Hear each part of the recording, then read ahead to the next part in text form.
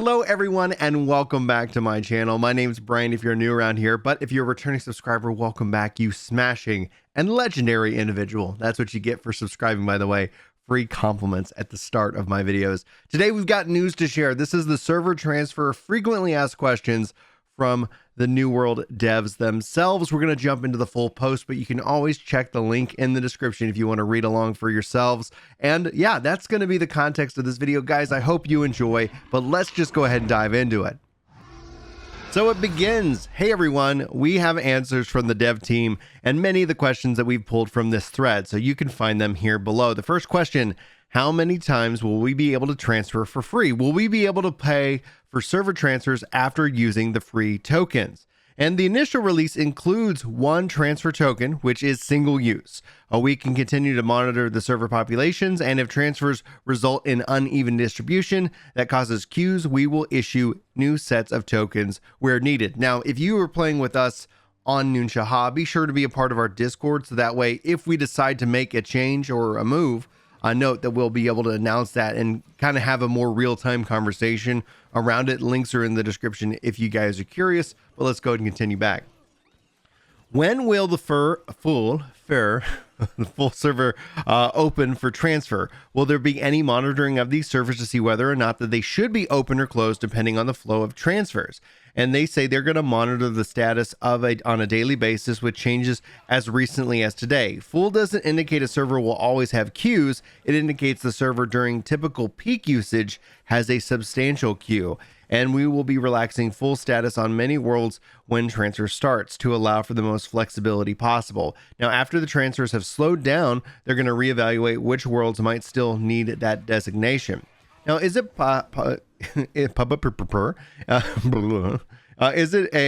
a potential for regional transfers to come in the future? And they say that yes, there is a potential, and they're working on it now. They cannot provide an ETA because it is a very different process. But when they realized we had created confusion on this, we felt that we owed it to the community to find a solution. Good choice right there.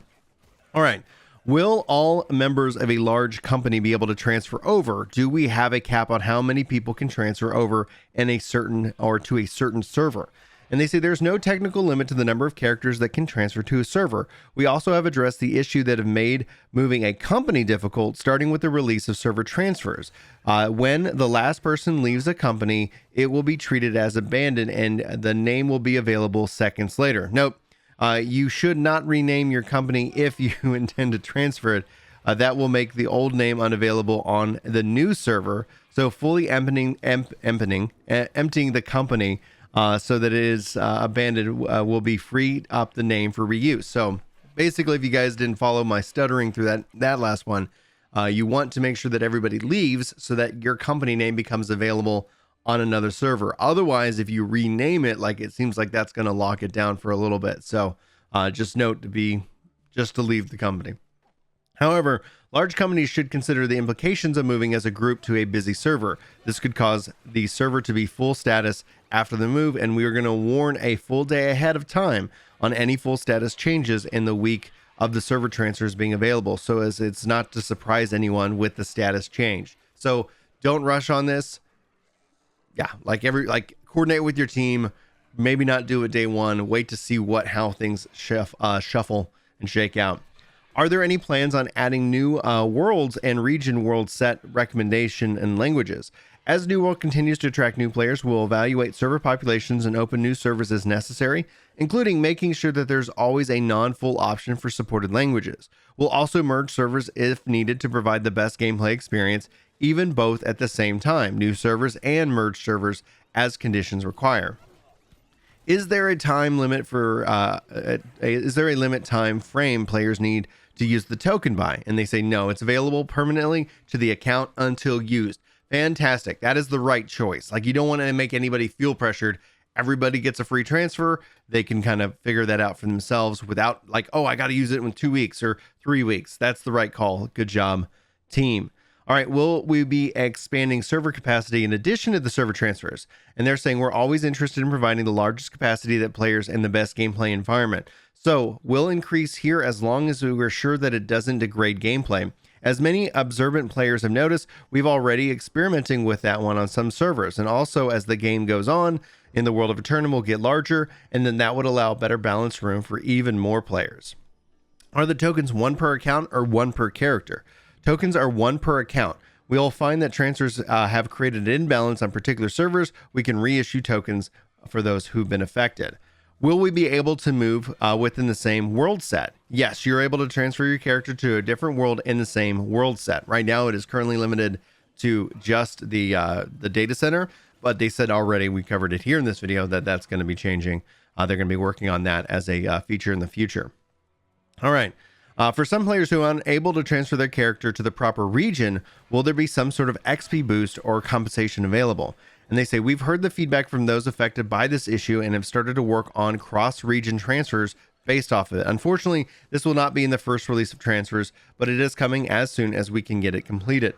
So no, didn't really answer the question about XP compensation at all. So it sounds like a nice no, or a nice, we'll talk about that later. Will we be able to provide an infographic ahead of time to help companies and players on their server transfer plans? And they say, yes, we are releasing an infographic with the most up-to-date relevant information along with the transfer feature to help our players decide on the world that they wish to transfer to. We will update it daily afterwards and as long as it seems necessary. All right, why did we make character and company names global if we can't transfer across regions? And they say, as mentioned, we are actually working on transferring between regions right now, so having global names will prevent confusion otherwise would have occurred. Companies can also and will be able to transfer after the person leaves the company on the original server, the name will become available, and this is being delivered with the character transfer feature. So that's coming with that update.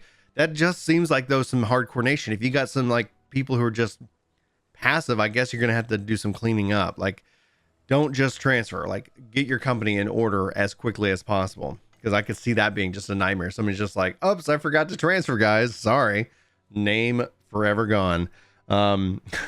What a troll. All right, let's see here. Then will there be a way to determine faction demographics of a server before transferring? And they say there is no out-of-game way to achieve this currently. Transfers themselves, as well as players choosing to change factions, would change the demographics considerably, so any sample taken ahead of time might be misleading. So how will town projects function if they are not on the same town board? Transferred characters can still turn in town project quests that are in progress. So even if you transfer your character, anything that's town board related does carry over with you, your progress.